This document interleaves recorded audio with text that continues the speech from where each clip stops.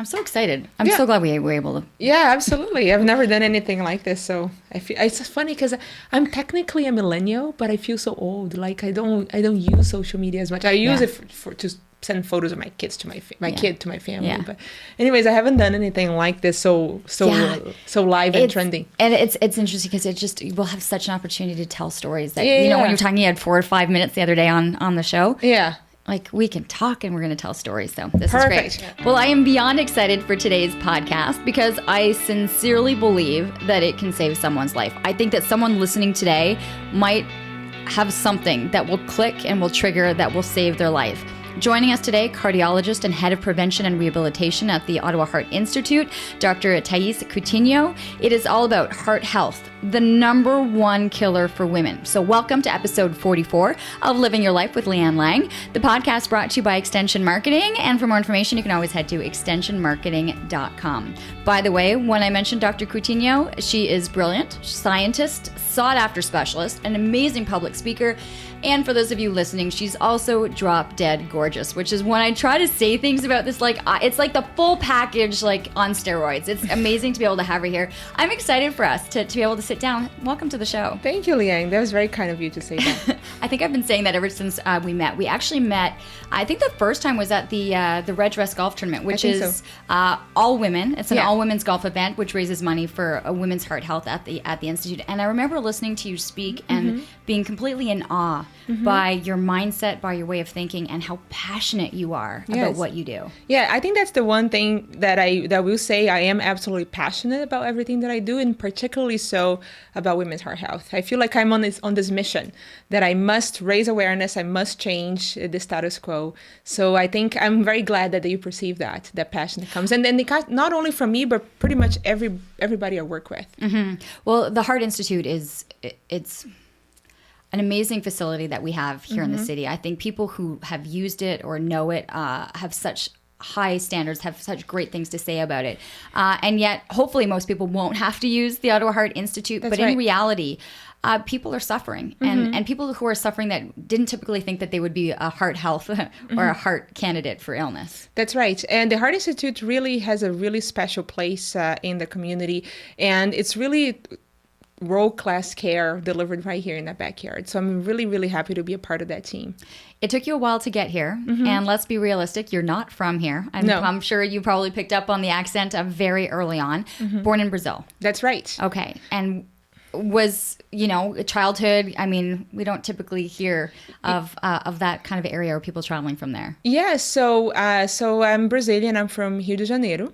I was born and raised there. And okay, that's the English way of saying Rio de Janeiro? Yeah. Okay. So I'm like, I think I made that out. Okay. Rio de Janeiro is how we would pronounce it in Portuguese. Yeah. So I'm from there, and growing up, you mentioned childhood. I used to say I want to be everything but a doctor. And it was very later on, I think I was just kind of drawn by the competitiveness of the selection process for medicine, and I decided to go for it. And so you were a competitive child? Yes. Like with everything? Everything. I was competitive swimmer. I was competitive show jumper. I was Brazilian champion twice in a row in show jumping. In show jumping, wow. And then actually I got accepted into medical school and I had to drop that. So competitiveness has always been a part of everything that I do. And actually, this is not a very inspiring story, but that's what led me to medicine. It was competitiveness. And then once I was in the medical school, and I actually started learning medicine, dealing with patients, and in learning how to really play detective, which is the part of medicine that has always interested me. Then I just loved it, and I couldn't imagine doing anything else. So it was a love that I had to actually learn as I went through. Right, because you're saying like it was a learned love of medicine, because it's interesting. Oftentimes we have people who had an experience. That's or right. A family member dealt with this illness, and as a child, it's like, I'm going to grow up and I'm going to find the cure. That's not me. That was not you. That was not me at all. I was just driven by the competition. Yeah. And because yet, it was very difficult to get in. I'm like, okay, I'll try that. Yeah. What's going to be the hardest thing for me to do? That's right. Let's go in that direction. That's it. Was your family supportive? Were you drawn, or were you raised that way? So no, absolutely. So in my family, there's one more physician, a cousin of mine. He lives up in the Amazon, actually. My father's business is in healthcare, but he's not a physician. So from pharmacy background, and he has actually a business of labs in different hospitals. So I grew up in the healthcare. You grew up around it. Yeah, so definitely there was support from a family perspective to go into medicine, and certainly a lot of pride once we got there. My sister is also a physician. And where's she? In Brazil. She's still in Brazil. Yeah. Is she a family physician? Cardiologist. Oh, okay. Yeah. Wow, dinner table talk must be quite interesting. That's it. Yeah, and it's funny because I had no influence in her choices, because when she was applying for medical school and etc., I was already gone or leaving Brazil. So it's funny that we chose the same path from different perspectives. And was she her is the perspective more that she had a passion for medicine? Yes, okay. She had the usual passion. I mean, she's the one that growing up, she would watch all the medical shows. I would close my eyes, right? So she would watch all the medical shows and really want to be a part of it. So she really had that usual instinct for medicine. And mine was an instinct that I kind of took up once I was in it. And now that I'm in it, I can never imagine doing anything else. I find it fascinating. So you leave Brazil. Yeah. Mm-hmm. Where were you accepted for medical school? So I went to medical school. The Portuguese name is Universidade Federal do Rio de Janeiro, which is the Federal University of Rio de Janeiro, which at least back in the day when I was there, I don't know how things are today, but certainly at the time that I was there, was the best medical school in Brazil. So it was, when you talk about competitiveness. Yeah. So that was my goal, and that's when I got in, and it was an amazing experience. You get into medical school. At this point, you're not focused yet on heart health. No, not yet. Not yet. So, I actually thought I thought I wanted to do endocrinology because, it's very complex and so forth. But the moment I learned history and physical exam for cardiology, that was it. There was no going back. That's what I wanted to do. What was the trigger? I just loved as I mentioned earlier, the detective work, because there's so much from a cardiology perspective that you can tell just by simply talking and examining the patient and using a stethoscope in your hands and looking at different veins and feeling different arteries, listening to the heart sounds. I thought that was amazing detective work. Yeah. You can feel. So basically, when you're examining a person, and that goes for the heart or almost all the types of physical exam, but particularly for the cardiovascular system, you use your eyes, you're looking at things, you're looking at veins, you're looking at particular chest deformations, you're looking to see if you find the arteries. So you're using your eyes, you're using your hands, so you're feeling for pulses, you're taking the characteristics of that pulse. Is it normal? Is it abnormal? You're feeling the heart. You can actually feel the heart in the majority of people. Is it in the right place? It is displaced? Is it big? Is it sustained? So you're using all that before you ever apply your stethoscope on the patient. That's amazing. I had never thought of it that way. I always figured you had to cut open.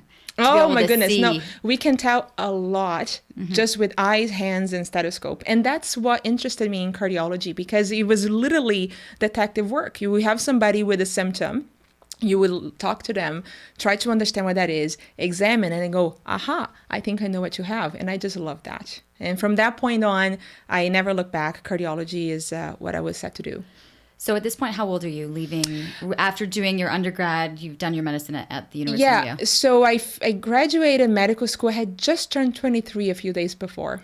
So I was freshly 23 when I finished, got my diploma. Are you younger than most finishing med school? Yeah. Okay. Were you advanced early on? Okay. I'm trying to do the math here. Yeah. Well, this is all starting to make sense to me. Okay, so you were ahead even as a child. I was ahead. So I skipped a year when I was a kid. Yeah. And also you have to remember that in Brazil, we don't do college undergrad. You go from high school straight into university. Okay. So our medical school is longer than medical school in North America, for example. It's 6 years rather than 4, but we don't do undergrad. So I was ahead a year. And then I still saved, quote unquote, 2 years by not doing undergrad. Right. Because it was 6 years fully involved in medicine. The first 2 years, however, was the basic science, right? Mm-hmm. So anatomy, histology, physiology, biochemistry, biophysics. So the usual stuff that you would get in undergrad, you get that in your first 2 years of medical school in Brazil and also in some European countries. And then you move on to full-fledged clinical medicine. Okay. So you graduate at 23. Mm-hmm. with a medical degree, and then you're deciding on the specialty of cardiology. Yeah. Where do you go then? So at that time, as in my last year of medical school, I decided that I wanted to leave Brazil to accomplish the professional goals that I had set for myself. And then I went through the process of taking the exams to compete in the United States for residency positions. Because as you know, once you I love how you say compete. Oh, because it's a competition. It is what it is, and especially for somebody not from the United States, because people get, tons and tons of different applications. And even though in my country, I went to the best medical school, if I was back in Brazil and I say, listen, I went to this university, everybody would understand right away the caliber of the graduate, right? But in the United States, people don't understand that. So you need to really go above and beyond to prove your worth, to a certain degree, so you can actually compete for a good residency position. So how did you attack this competition then of gaining residency, being from Brazil and ending up in the States? I had very high exam scores. So for me, because I knew that was going to be a triage point at the level of the residency programs, and I didn't want anybody to just look at my application and just toss it immediately, and I wanted it to catch somebody's attention. So I made sure that, because that's the only thing that I could do, I guess, to prove my capability, my intellectual capability, my medical knowledge. So I had very, very high exam scores. So I think that caught the attention of a number of programs. And then I went on to different interviews and eventually decided on the place that I wanted to train. Where did you train? What was the decision behind it? So I chose to go to the Mayo Clinic that's in Rochester, Minnesota. So I was there actually for internal medicine residency at first. And then because every step along the way, every time you change your training, you have to apply again and so forth. But then I ended up staying there subsequently for cardiology, vascular medicine, and advanced echocardiography, which is ultrasound of the heart, and research. So that was a nice 8 years in Rochester, Minnesota at the Mayo Clinic. It was a great experience. That's 8 years. Yeah. A lot of life happens. Yeah. In those 8 years. I actually recently realized that I've been in medicine for over half my life now, which is crazy. Yeah. Well, I would think what's going to be crazier is the impact that you were going to have on this industry and have on medicine at the end of your career. Like looking back on the impact that you will have had and changes and the science behind it. I think I'm fortunate to be talking to you now, because I know years from now it'll be like this all happened, a lot of it because of you. You have 8 years, you're 23, so you're in your 20s. Like, are you able to live a life and fall in love and start, all of these things you're correlating with your very competitive nature, a very high intense scholastic program, Yeah. Were you able to do all of it? Were you able to feel like... So I brought in my fiance with me, right? So I married to a Canadian from PEI, and I met him when I was still in medical school back in Brazil. So for the last 2 years of my medical school, we were dating/engaged. So was he there? No, he was in PEI. I met him in Brazil. He was there for Carnival. I like the little wink you just added in there. I don't know if people will be able to see that. A good Canadian boy heads to from PEI, heads to Rio for the Carnival. Yeah, and then we met. Karma is an incredible thing.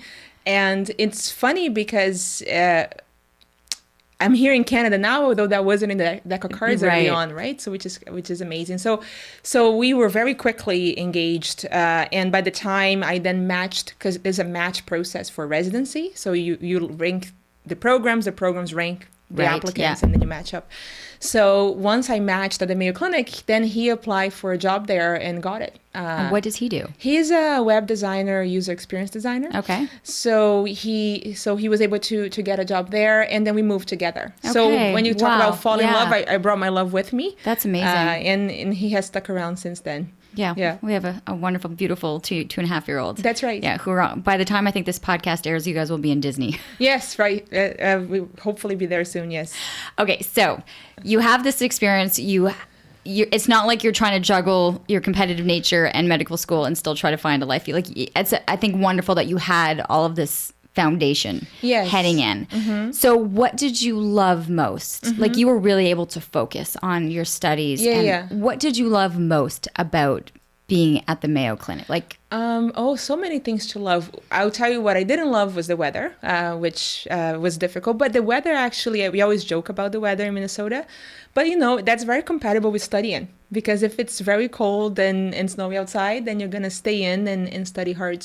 But what I love the most about the Mayo Clinic, a few things. One is just being in this top-notch world-class hospital, surrounded and learning from the people that are creating the knowledge that we have today, right? So as I'm rotating through the different specialties, I'm working with people that are writing the guidelines that I'm now reading, right? And being inspired by that and really being surrounded by really state-of-the-art, top-notch medicine. And it's funny, I always joke that, in the US, they always have the ranking of the hospitals. So for the 8 years I was there, Mayo Clinic was always ranked number 2 as second best hospital in the United States. And the year I left, they moved on to number 1. So all I had to say, all I had to do is just kick out the Brazilian, send them to Canada, and now they are the best hospital in the United States. But being in that environment, this best hospital environment, where the patient was really truly the focus. There are lots of Mayo Clinic aphorisms that are exchanged when you start to learn the culture. But one thing that was always said that I have taken with me since then is the best interest of the patient is the only interest to be considered, and that's really the foundation of the medicine that's practiced there. We are all uniquely different, and so I would assume not one single case, Yeah, everyone has something different that makes them unique. That's absolutely right. So and we practice this anywhere at the Mayo Clinic in Ottawa, in Brazil. It's just the way the practice is. So you learn medicine based on populational science. So basically, you're applying what you know, and you're recommending therapies and drugs and etc. based on what you know works at the populational level. But you're working with an individual that may or may not be directly applicable to the population. So you have to kind of take in the nuance. And nowadays there is a whole field called personalized medicine that is kind of starting to head into that direction. Do you like that? I like that a lot, and I always say it now. I think is one of the kind of the hot spots in terms of themes in medicine and science is personalized medicine. How can we make sure that you get the right treatment at the right time for your specific pathology?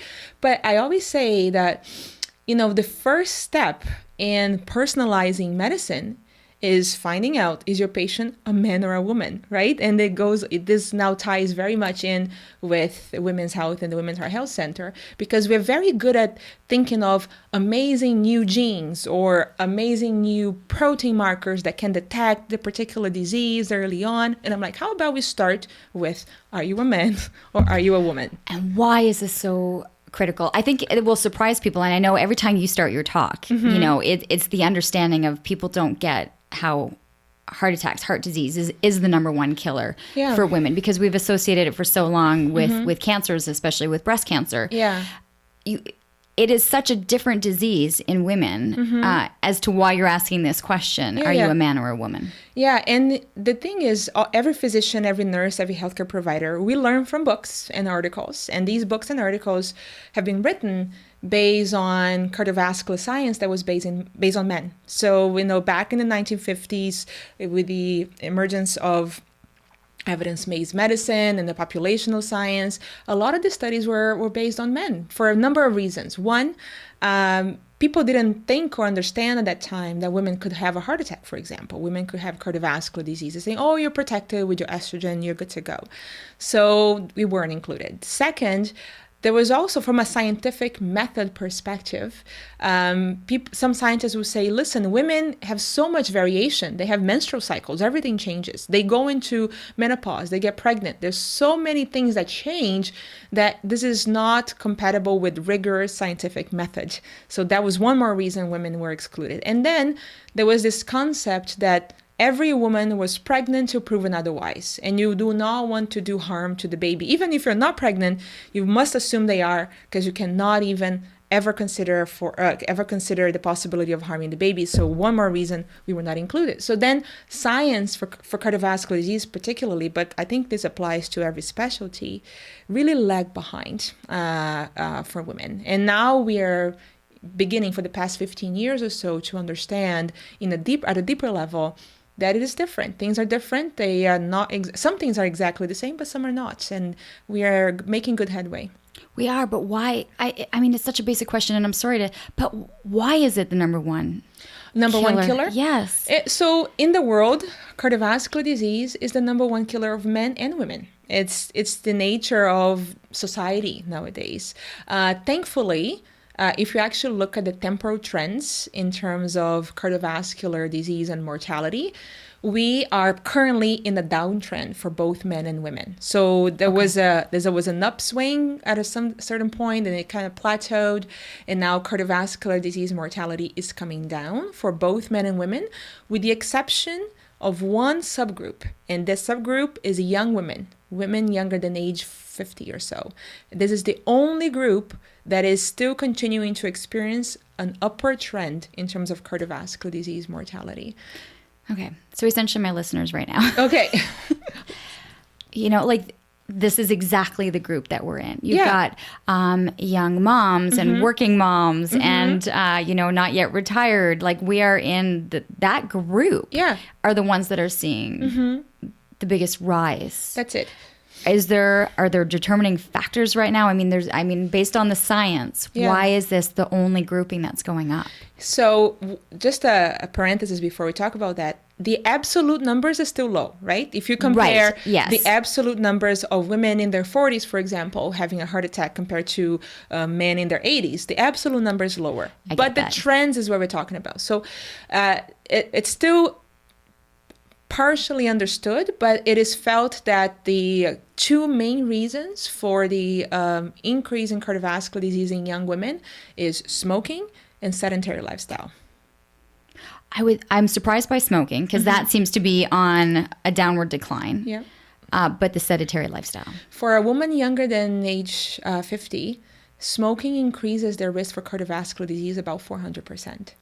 It's incredible. It should not be something that could ever be allowed to occur for anybody in general, but particularly for young people. So when I go around and I see young people smoking, it just gives me chest pain myself. And I wish I could just go to each one of them personally and say, please do not do that. I have seen the other side.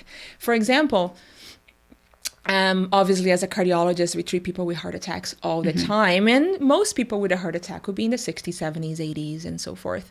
But every cardiologist, we have seen a number of people in their 30s and sometimes in their 20s come in with a full-blown heart attack. And I can almost guarantee almost every single one of those people are smokers. So if there was one message that I could send out to the young crowd, to anybody, particularly to the young crowd, is just don't do that. Smoking. Don't smoke. The second factor was the sedentary lifestyle. That's right. That's a much difficult one to battle. That's right. That's right. And I myself have my own struggles. We were just talking before the podcast how I can only exercise at 5 a.m. So if I don't do it at 5 a.m, I can never do it at all. And everybody has that kind of struggle. When can I fit in exercising my routine? But the evidence is very, very clear. Exercise for anybody is the fountain of youth. People keep talking about poly pill. Oh, I want a pill that I can have my aspirin, my cholesterol medicine, my blood pressure medicine, everything in there that will prevent heart disease. Well, exercise is the poly pill because it's been shown to prevent just about everything when it comes to cardiovascular disease. Personally, I do in my research program, I study vascular health, or in other words, I study vascular aging. So basically, I'm 37 years old, but how old are my arteries, right? So that kind of thing. And it's very amazing. It's like the quizzes that we do online. What's your real age versus your healthy, right? Do that. But that's it, because your arteries will age. They may not age exactly like your chronologic years. So what I do in my research is I study vascular health and vascular aging and so forth. And I'm always amazed because once in a while, there's a person that pops in my lab and I assess their arteries, and their arterial health and their arterial age is just as good as somebody is in their 30s, even though this person is in their 70s. So I always make a point to go and talk to them because I want to know what's the secret. And the answer is always the same, is habitual, lifelong exercise. That's the thing. It just keeps the arteries healthy. It prevents heart attack. It prevents stroke. It prevents heart failure, prevents high blood pressure, improves mood. It's just the most amazing thing. I think I always have a heartfelt reaction when you hear of someone who's incredibly active. You know, oh, well, they were runners every day. Like they were a big runner and they died of a heart attack at 40 something. How... It's almost, those are really the toughest ones to explain when people are doing all of those things, right, to stay and keep their heart healthy and something triggers. So that's the exception, though. It's not the rule. But those are the exceptions that mark you and make you remember, right? If an 80-year-old has a heart attack, you may not remember that. But if a 40-year-old has a heart attack, you know, something happens, you remember that. But we all have to remember that when it comes to cardiovascular disease, particularly heart attack, since we're talking about this, or any buildup of plaque in any arterial bed, this is always a combination of two things. What are your genetics and what is your environment? Always. It's never one alone. For some people, there's a strong genetic predisposition that runs in the family. Some of these genetics we can quantify, some we can't, because medicine still hasn't discovered it. But so for some people, the genetics are strong. For some people, they have no genetic predisposition, but their lifestyle is terrible, right? They are obese, they eat a McDonald's every day, they don't exercise, they smoke.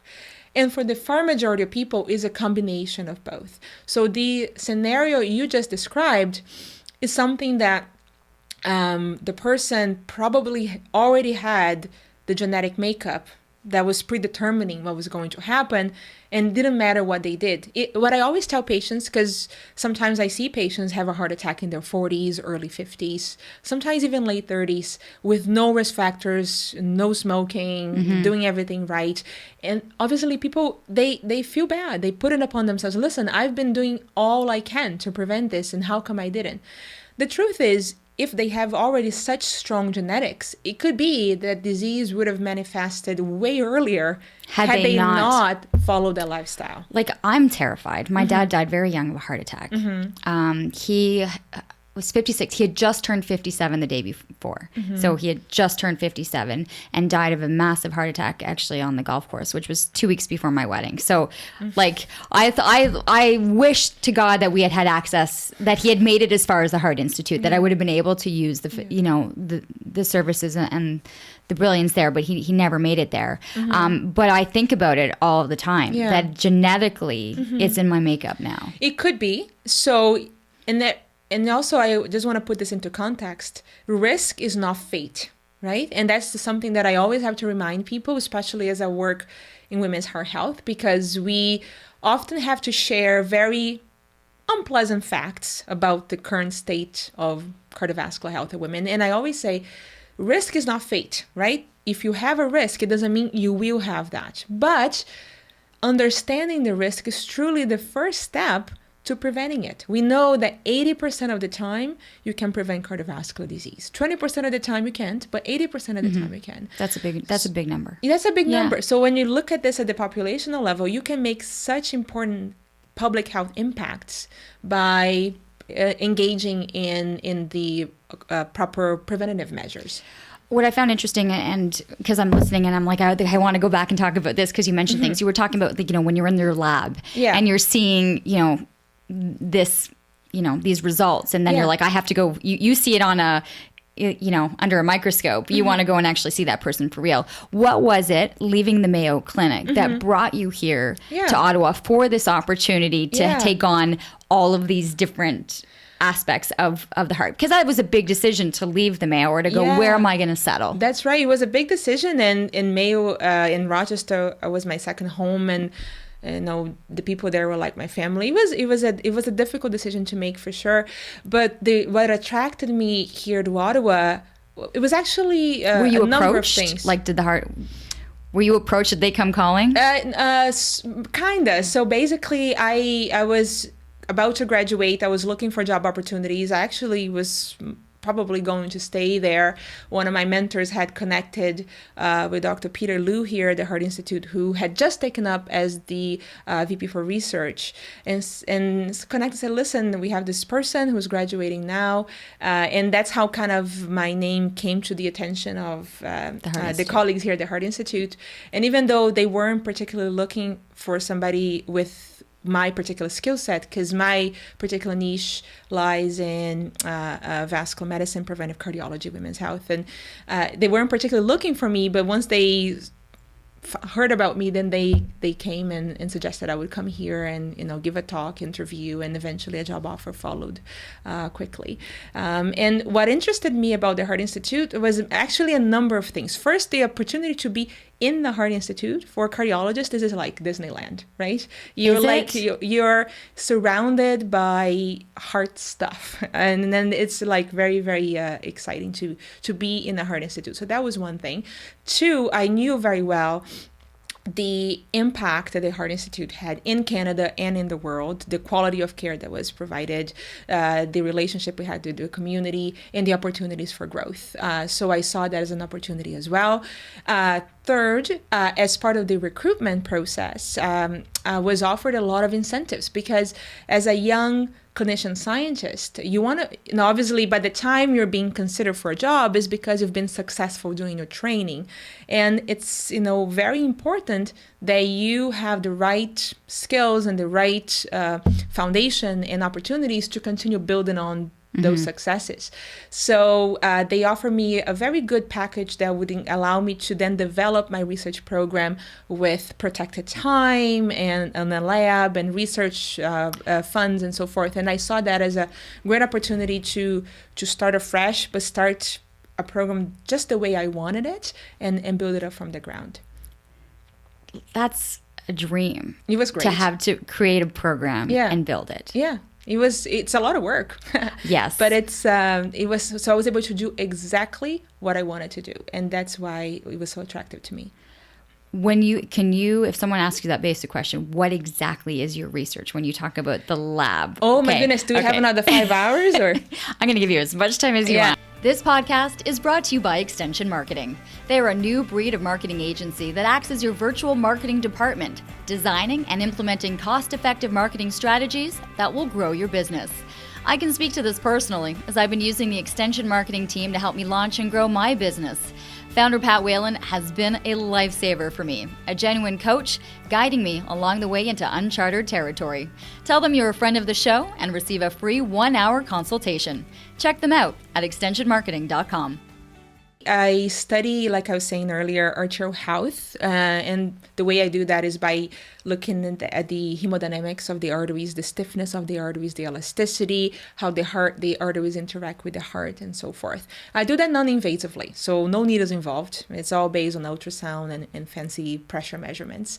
And with that, I'm able to, one, look at sex differences in arterial health and arterial aging, and how that difference between men and women in the arterial aging process and arterial hemodynamics, how they play a role in some of the sex differences that we observe in cardiovascular diseases. So in a very simple kind of broad sense, that's what I do. And then I study specific diseases that I thought have a good opportunity to explore that mechanism. Do you do surgeries? I don't do surgeries, no. Okay. You do not want me doing surgery, absolutely not. No. So the training pathway is completely different. Okay. So if you want to be a heart surgeon, yes, out of medical school, you go to general surgery and then cardiac surgery. If you want to be a cardiologist or a clinician, out of medical school, you do internal medicine and then cardiology. Can you understand what the surgeon is going to see when they open up the heart? Absolutely. Is there an interest for you to see, or when there's a unique case that you saw in the lab but you want to be able to see it? Or do you have access to understand and see? You're just not. Yeah, absolutely. No, we've all done that. Mm-hmm. So definitely as part of training, even though you're in the clinical aspect, you always train with the surgeon. So as part of cardiology training, I spend a lot of time in the OR with learning with the surgeons. And sometimes if you have a very interesting case, you're certainly welcome. Nobody will block you at the OR door. So if you really want to go see, I want to go see if the diagnosis I made with my echocardiogram is correct. And you're certainly welcome to go there and see. It's a great learning because you can take it from beginning to end that way. Okay, so we are getting what you do. I think I'm getting an understanding.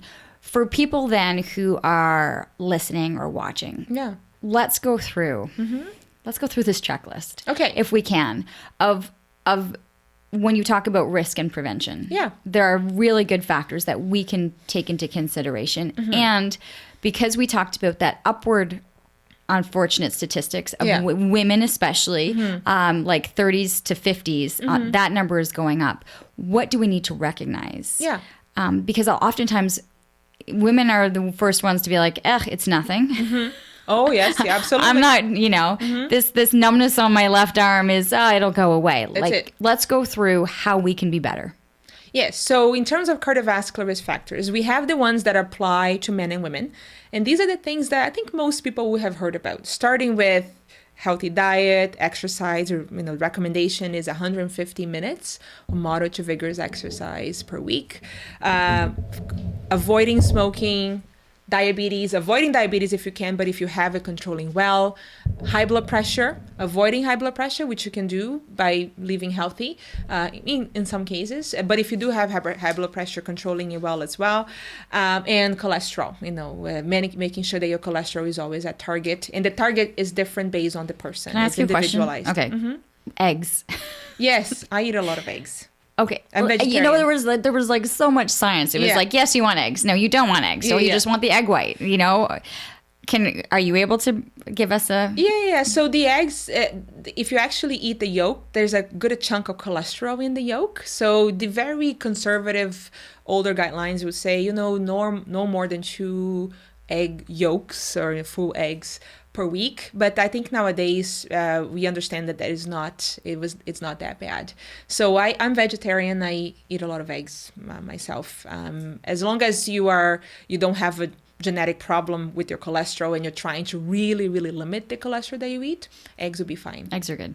Okay. Eggs are good. Get the thumbs up for the eggs and the cholesterol. Okay, so going back to those factors. Yeah, so we talk about the conventional risk factors. So all of these things is actually quite nice because if you're able to reach age 50 and not have any of these risk factors in your backpack already, right? If you don't have diabetes, you don't have hypertension, don't have high cholesterol, you don't smoke, you exercise, and you eat healthy, by age 50, your chance of having a heart attack or stroke, cardiovascular disease for the rest of your life is only 5%. So those are pretty good odds. These are very, very good odds. So this is why, even if you're listening and you're in your 20s, 30s, teens, 40s, let's work on this, right? Because if we get it to age 50 with none of these on our portfolio or risk factors, we are really, really in good shape for the future. So that's the one thing. So those are the conventional risk factors. Then we have what we call female-specific risk factors that nobody talks about. Because if you go to your doctor today, you said, doctor, what's my cardiovascular risk for the next 10 years or whatever? They're going to pull up a risk score calculator. It can be a Framingham or a Reynolds score in lifetime. And these risk score calculators, they were made on based on research studies that included mostly men. And they do not incorporate a lot of female-specific risk factors that we know today are very important for a woman's future cardiovascular risk. And what are those? So one of those, for example, is when a woman gets pregnant, if they have what we call hypertensive disorders of pregnancy. That's gestational hypertension, which is high blood pressure during pregnancy. And then that can escalate to preeclampsia, which I think a lot of people will have heard about, and eclampsia, which is preeclampsia with seizures and brain abnormalities. So those hypertensive disorders or pregnancy, they increase a woman's future risks for cardiovascular disease by at least twofold, at least. Depending on how severe it was, it can be as high as 3 or 5-fold, which is actually more potent than the conventional risk factors that we know about. If you actually look, for example, at high blood pressure, diabetes, or smoking, these risk factors that we call conventional increase a person's future cardiovascular risk by about 2 to 3-fold. And I'm just telling you here that if you've had preeclampsia, for example, at least 2-fold increase in the risk of cardiovascular disease. So these are things you need to take seriously when you're more concerned about the baby and a healthy pregnancy, and you're given this statement by your doctor. It needs to be, you need to listen. You need to listen, but and this is why I always love to speak publicly about this, because it is very likely that a lot of women will not be given this statement by their doctors, because even though there is actually very, very robust scientific evidence to support the numbers I just gave you, we're talking about meta-analysis studies with 4 million people. This is like robust evidence. Somehow, people don't know about this. Women don't know about this. Community doesn't know about this. A lot of physicians still don't know about this. Many do, of course, but some don't. So many times, as a woman has a preeclampsia, for example, and then the baby is born, they think, okay, this is now a page of the book of my life that I can just turn. Here we go, we start from scratch. And they may never hear that they have increased risk for cardiovascular disease. Again, risk is not fate. It's not meant to say they will have it, but they need to know the risk is there. Because, for example, if I jump in my car right now and I don't even realize that I could possibly be in a car accident, I'm not going to put my seatbelt, right? For you to be able to put your seatbelt and protect yourself, you have to know that being in an accident is within the realm of possibility. So when it comes to these women, for example, that have had gestational hypertension, preeclampsia, if they don't even realize that cardiovascular disease is in the realm of possibility, they may not engage early on in this very well-proven behaviors and risk factor control strategies that we know work, right? So we have been talking a lot about this here at the Heart Institute, and nationally we have a program at the Women's Heart Health Center that is actually designed to capture these women, hopefully after the 6-week postpartum visit, and bring them to the Heart Institute to start a personal health coaching program that they actually receive over the course of a year, health coaching to help them really nail down those cardiovascular risk factors, really optimize their behavior so they start early on the right foot. So these are the changes that are being made. This is the scientific-based proof. That's and right. These are the changes that are happening, especially differences for men and for women. So that was one major thing, and how pregnancy plays a massive role. What are some of the others? Some of the other ones. For example, menopause. Simple. We all go through it. We know that a woman's cardiovascular risk increases significantly after menopause. It is felt to be at least partially due to the protective effects of estrogen that we know are very good for the vasculature while we have it. But there's probably more to the story than just that, but that's one of the major things. So menopause itself is a risk factor for cardiovascular disease. For women, going back to the pregnancy, we talk about hypertensive disorders of pregnancy. Gestational diabetes also increases a woman's risk, not to the same degree as preeclampsia, for example, and is mostly mediated by having diabetes later in life, but still increases the risk. Or let's say, have you ever heard of intrauterine growth restriction? Basically, the baby is too small for gestational age. So during the pregnancy, they're checking with the ultrasound. When the baby is born, they are supposed to be a certain weight, but they are much, much smaller. That is also a risk factor for cardiovascular disease. So all of these pregnancy-related things that we think that once the baby is born, it's over, but they actually translate into higher risk later in life. For women, it's also important to consider what we call rheumatologic or inflammatory diseases. If people have heard of lupus or rheumatoid arthritis, these conditions, for example, also increase future risk for cardiovascular disease in men or women by at least 50%, except that the far majority of patients with these conditions are women. So this particular risk factor is more applicable to women than it is to men. So all of these different things are what we call female-specific or female-predominant risk factors that we have to take into consideration, but they're not incorporated into any of the standard calculators that we use to estimate risk. This is where the change is happening. Yes. How long do you think this needs to happen, or the discussion needs to be evolving for this to become more common knowledge, to become more common discussion? And are we on that right track? We are certainly on the right track. I certainly, if you compare where we are now, and when I say we, I talk about medicine in general, not us here in Ottawa, but just overall, we are in such a better position now than we were a decade ago. If you actually look at overall cardiovascular outcomes, cardiovascular death, for example, and the differences between men and women, 15 years ago, there was this gigantic gap. Like women had much, much higher cardiovascular mortality than men. And over the past 10, 15 years, through a lot of awareness campaigns, a lot of incentives from funding agencies for research, journals, a lot of specialists that are going out and researching this and speaking publicly about it, because all of these things together, the gap has been closing. So what we see today in 2018 is that the gap is nearly closed. So we have come a long, long, long way, but we still want to make more progress. We don't like to hold this title of being the #1 killer of women in the world. We don't like that. So we want to get out of that category. So there's still work to be done. There is, but I think the awareness aspect has been huge. And I think maybe for me in the position that I was in, because I was hosting events and emceeing events, I was often listening to the speakers. And I remember listening to some of the speakers that have spoken at the red dress at the golf event, which their stories have been phenomenal. But there's some that trigger because you see yourself in the woman that's talking. You know, she was 40 and the kids were on the run and she started to feel numbness. And she was just thinking, well, it's a little bit of a tightening. I'm just gonna let it go. And then a day later, they realize they're in full blown attack and are a couple hours later in a surgery. That's it. What should we be looking for, especially as we're talking about symptoms, and to know, because there's prevention, right? And if you catch it early enough, you can save lives. So in terms of symptoms, because you touch upon another important area, because we talk about prevention up to this point, but now let's say a person has disease. They do have a 99% blockage in one of the heart arteries. What are we referring to?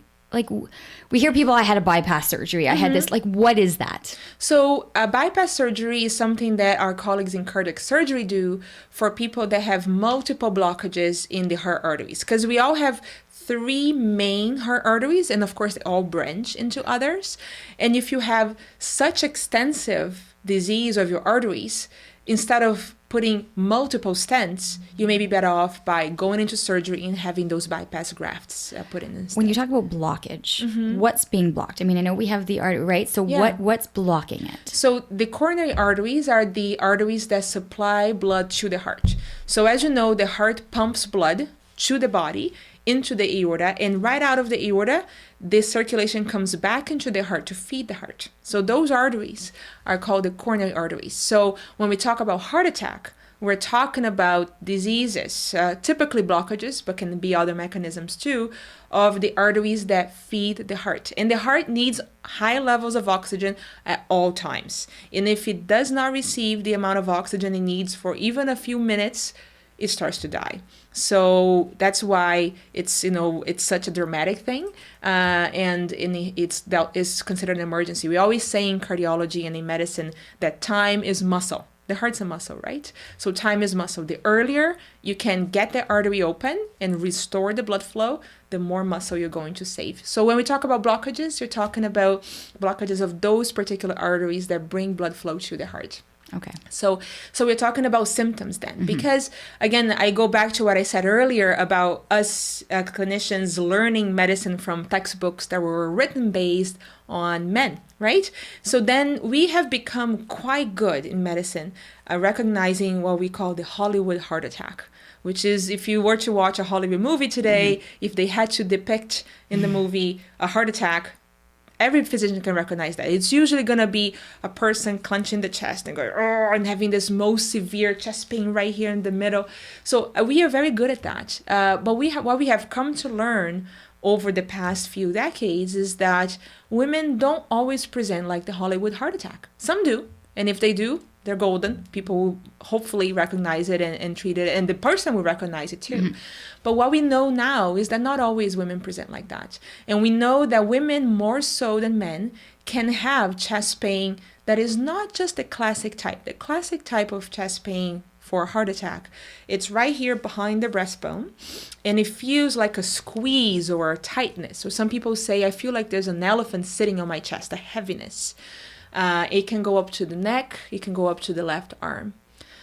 But women, more so than men, may have a pain that is not quite in the center. It may be more to the side or to the other side. It may be sometimes in the back, it may be here in the belly, or it may be just in the jaw. I've had a patient actually that kept going to the dentist multiple times because she had this jaw pain, and then the dentist keeps looking at it, nothing's wrong. Next thing you know, that was her equivalent of the chest pain. It was the pain in the jaw. So women can have pain in other places. Okay, how the jaw? Like, is it? It's just the way we in medicine, we are very familiar with referral pain. So basically, for example, you can have a gallbladder problem and feel pain here behind your backbone. So just the way that the neural networks work in the brain, you can have referral of pain. So the pain from the heart can be referred up to the jaw. Okay. And it can be referred also typically to the left arm, sometimes the right, but much more so to the left arm. Women are also more likely than men to have a pain that is not a squeezing. They may describe that as a sharp feeling, or I hear a lot women talking about indigestion. And they really think it's indigestion. We really think it's indigestion. Sometimes it sounds just like indigestion, and common things being common, most indigestion will be indigestion, but sometimes it will be a heart attack. When I went through my dad's items, he had a ton of Pepto-Bismol, indigestion, like that were just loads. And I'm like, he had probably had little miniature, like a ton of them, and had always just thought it was indigestion. It's very possible. So the truth is, like I said earlier, we don't want people listening to say, oh my goodness, I have indigestion, I'm going to run to the cardiologist. But I was so mad at myself, you know, kind of going, why, you know. I'll give you an example. So most indigestion will be indigestion, but sometimes it will not be. And I'll give you another example because I always think that examples kind of help bring it to life. So I met a woman, I want to say maybe 2 years ago, met her after the fact. She was in her 70s, no risk factors for cardiovascular disease. And her symptoms were as follows. So she would have what she described as indigestion. Said, I feel indigestion. So what she used to do is take a Mountain Dew, drink the Mountain Dew, burp. Sorry for saying this on the air. And then feel better. So she described that to her doctor. Everybody agreed. Had I seen her that day, I would perfectly agree this is indigestion, right? So she kept doing that, until one day she had the indigestion. She drank the Mountain Dew, burped, did not feel better. In fact, kept feeling worse and starting to get this feeling that there's something else.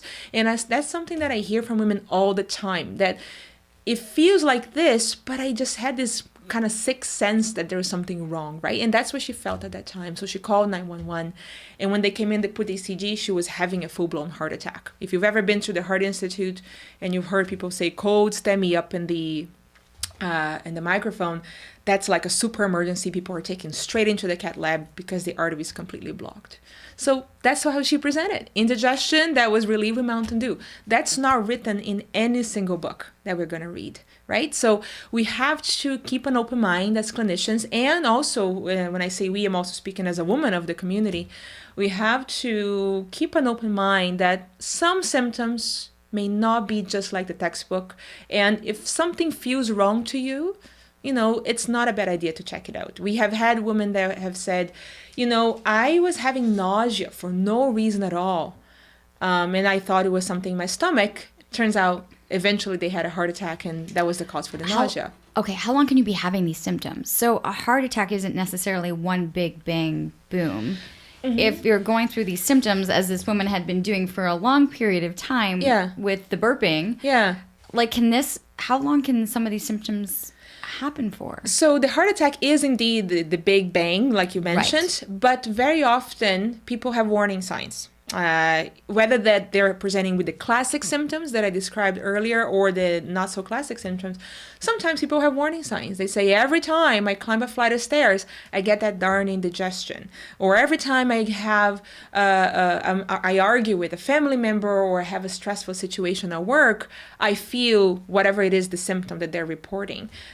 So sometimes people have warning signs.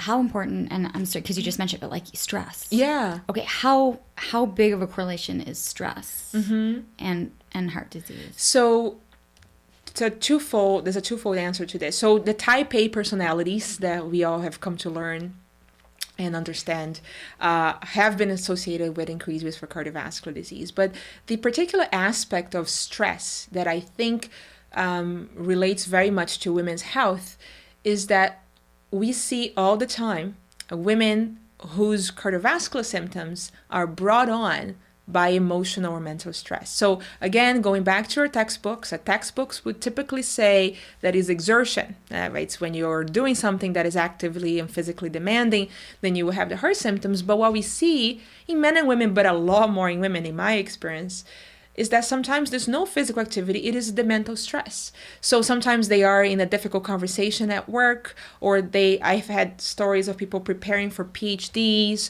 or, just having overall stress in life, which we all have, and that triggers the symptoms. And that sometimes is counterproductive because the woman herself feels like it's all in her head. Oh, I'm stressed. I'm having this chest tightness. I'm so emotional. I must be just going crazy. And they sometimes go in to talk to their providers about it.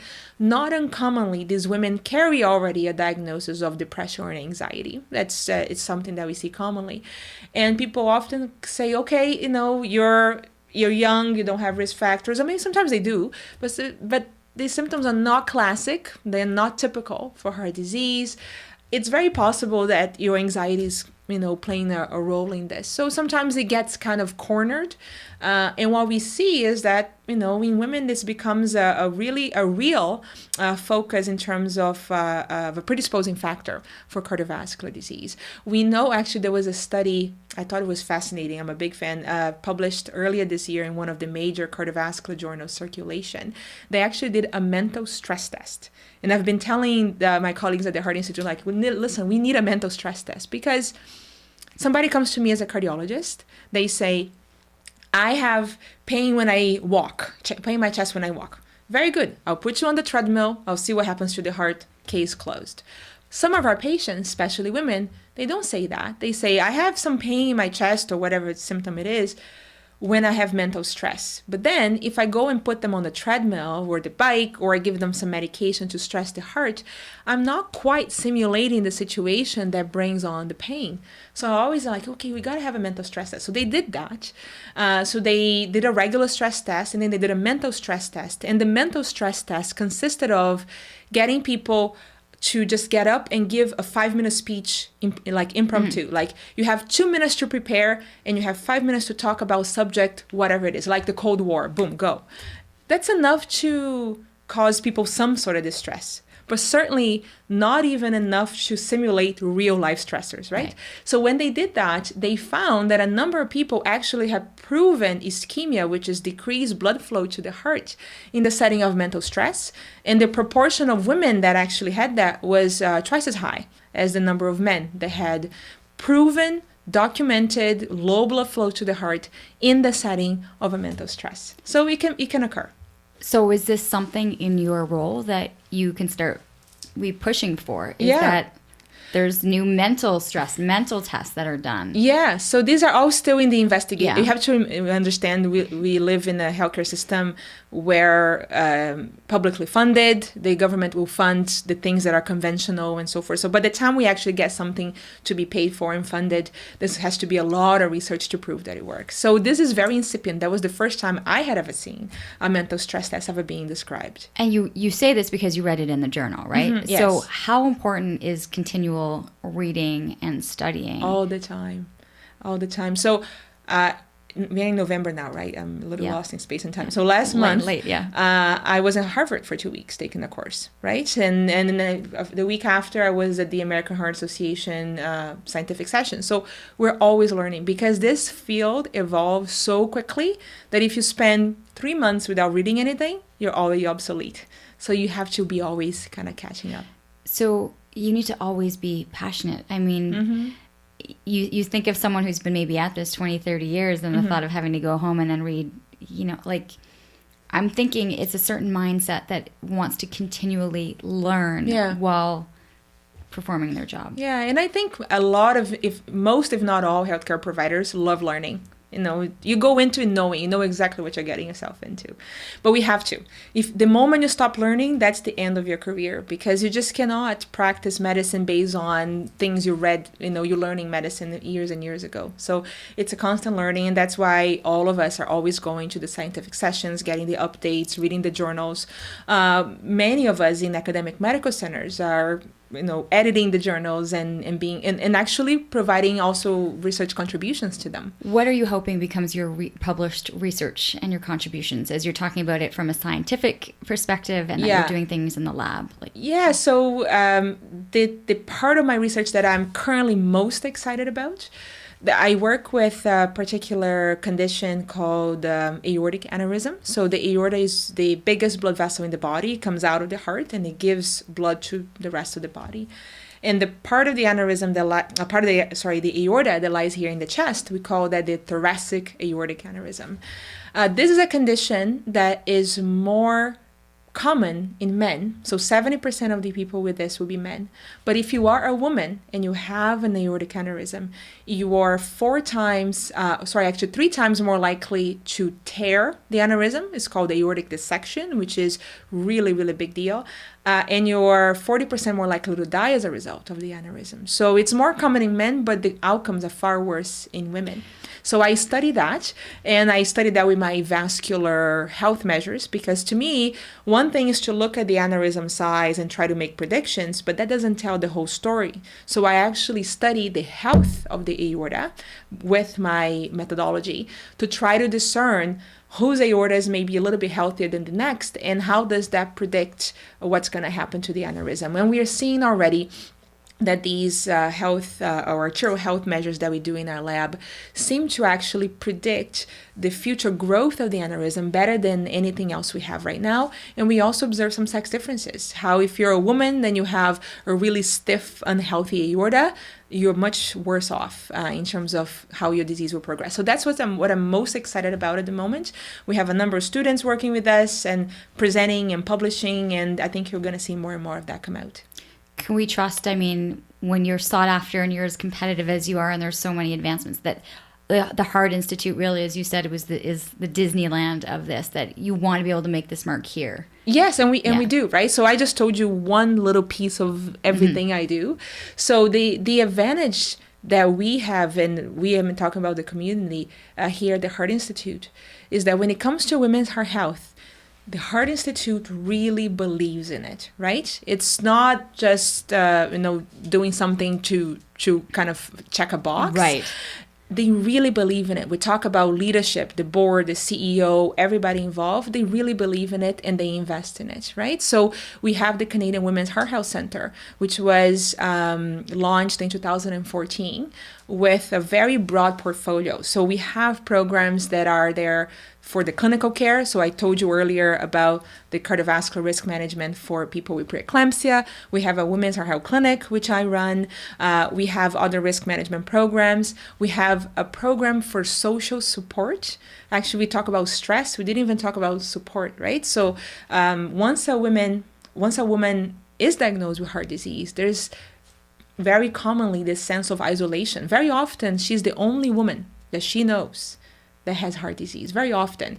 And this is what fascinates me, is that they're feeling like they're so alone, and yet the numbers are not showing that. Because they may not know, people don't talk about it, they may know other men, but they may not women. And also, women, we are so often the main providers for so many people. Not, I shouldn't say providers, but caregivers, I think is a better word, for so many people around us that, once you leave the hospital, let's say you've been hospitalized at the Heart Institute with heart failure or heart attack, or you just got a pacemaker, or whatever it is, once you go home, you have to go back to your life, and you have to go back to those usual duties and the caregiving for anybody around us. And many women, not all, but many women find themselves in a situation of poor social support. And we know that social support is an important determinant of health and is an incredible need for women. So we also do have at the Women's Heart Health Center a program for social support for women with heart disease. It's called the Women at Heart Program. Is a superstar. So basically what happens is we take women that have heart disease, whichever type it is, and we train them. Just yesterday, I was actually lecturing to these women, and they get trained to be peer leaders. So they become very well educated about everything there is to do about heart and heart health. And then once they are graduated, they go out to their communities and they launch support programs in the community. They meet over 6 months every second week. They go through a curriculum that really helps people understand, first of all, they're not alone. They share their stories. They talk about ongoing management of their health, because this is a chronic disease, right? You have a heart attack, you have a chronic disease. This is not an episode. So how do you manage that for the rest of your life? So all of these components of social support are then addressed by the Women at Heart program. It's an absolute delight to see the growth of that program. So all this to say that we at the Women's Heart Health Center, we have so many things we're doing on the clinical front, on the research front, education. So here I am helping educate the public. I go and talk at conferences. We have a summit, which is, I don't know if you've been part of it before, but we have now hosted 2 and are soon to host the 3rd Canadian Women Heart Health Summit, which is the largest conference in the world dedicated exclusively to the unique aspects of cardiovascular health in women. So we had it 2016, 2018, we'll host it again in 2020 in partnership with Heart and Stroke. So we're educating the public, we're educating providers. There's so many other things that we're doing. So this is something that is at the Heart Institute. It's really, really a gem. The Heart Institute supports it fully. The community supports it fully. The Canadian Women's Heart Health Center is actually only exists because of community dollars.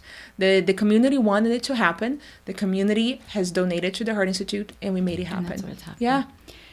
You don't want to end up there, but you need to realize that there are a number of factors that could land you there. And is it having the discussion with your own physician? Yeah. Is it realizing that you've had an elephant feel, it's creating the dialogue and for people to take you seriously. Exactly. And it doesn't, and regardless of your age, sure, common things being common, a woman in their 30s or 40s with chest pain, it's less likely to be the real deal, but it can happen too, right? So we have to all be aware that all of us could have it. We should all be taken seriously.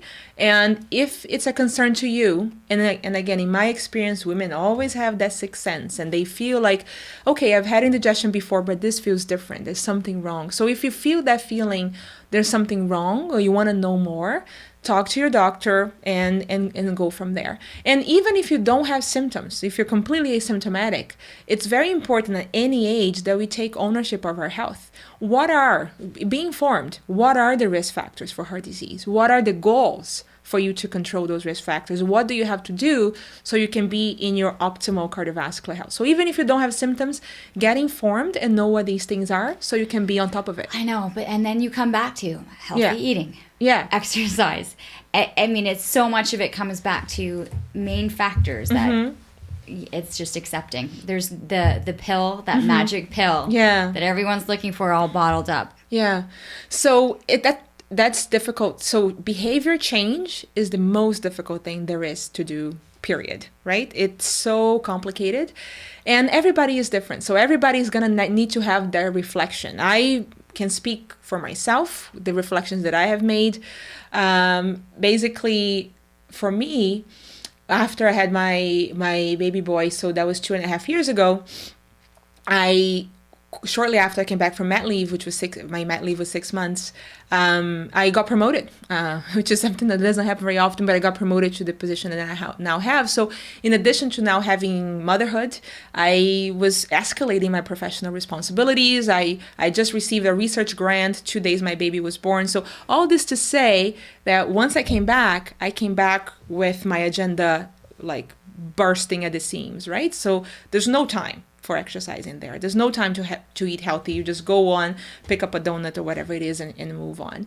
So I kept on doing that because, I'm human too. Kept on doing that for a good year or 2 years. And then recently, within the past year, I just sat down. I took for myself what I called a retreat, a Thais retreat. I was in PEI for vacation.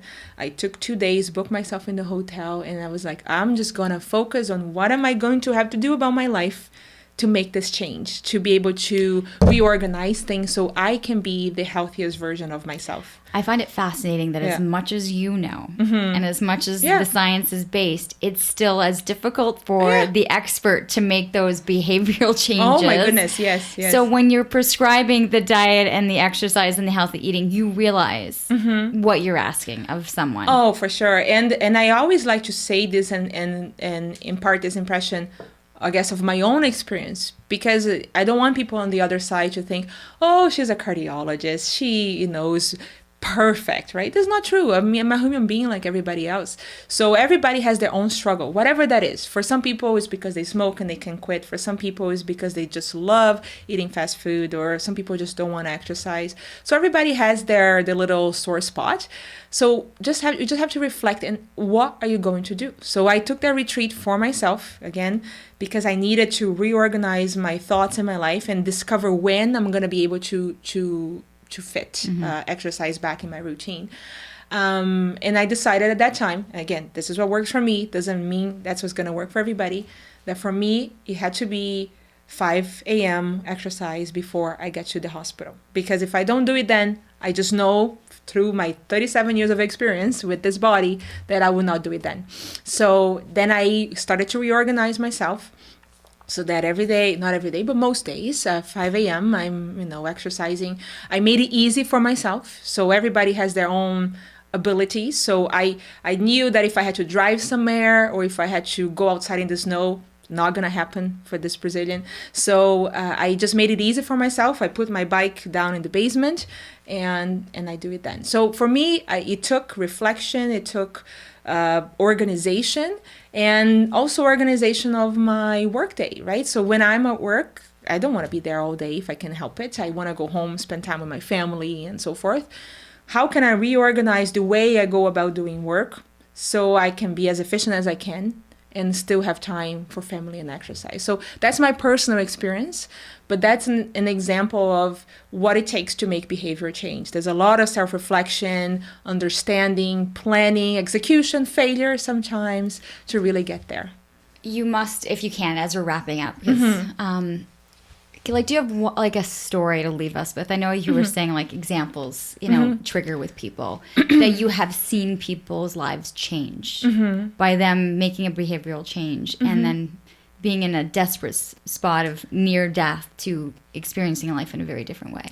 I think the experience of near death itself, many times, serves as the ultimate motivator for behavior change. Right? So there are so many people, I will give you an example, that smoke. And they know, every smoker knows it's bad for them. There's no smoker that picks up a cigarette oblivious to the risk.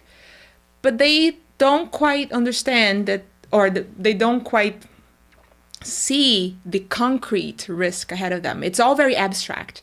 And the moment there's an event, whether that's a heart event or a stroke or emphysema, whatever it is, that catalyzes change. So in business, you study the 8 steps that it needs to make a change. And the first step is always to establish a sense of urgency, right? So for so many people, just having that event is what it takes. So instead of giving you an example along those lines, I'll give you an example on the other side of the spectrum, which is on the preventive side. And I recently took care of a woman, young, I think she's in her 40s now, who 8 years ago had her last child, and I think she had 2 or 3 pregnancies before. All of them were complicated with severe preeclampsia.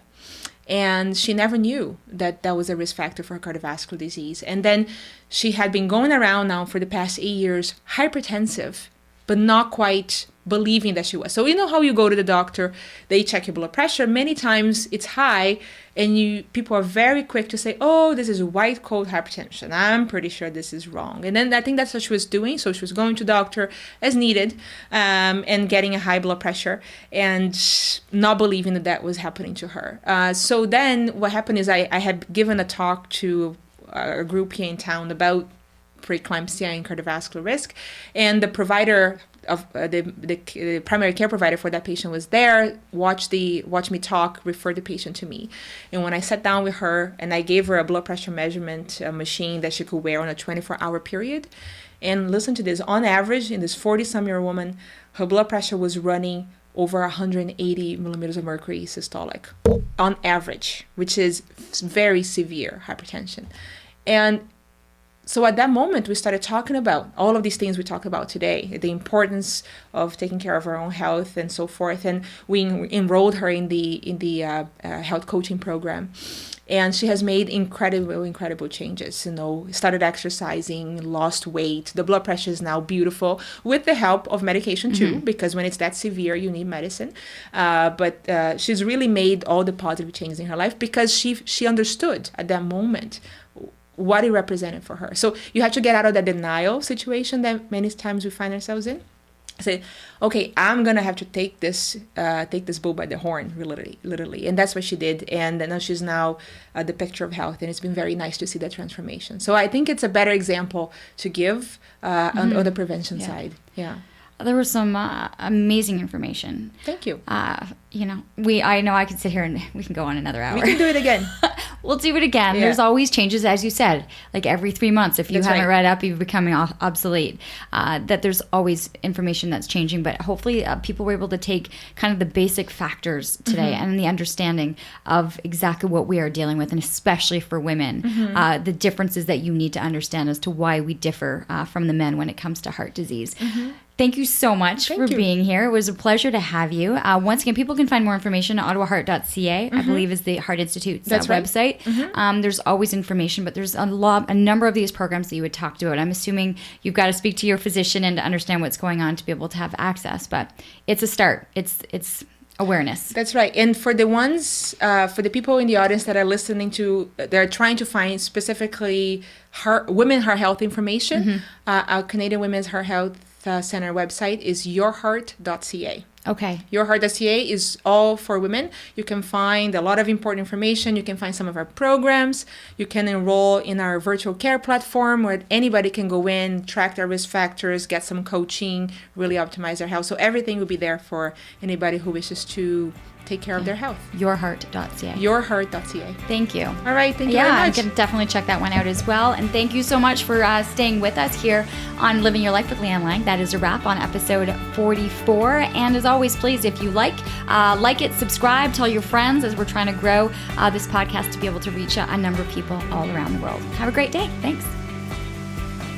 Thank you.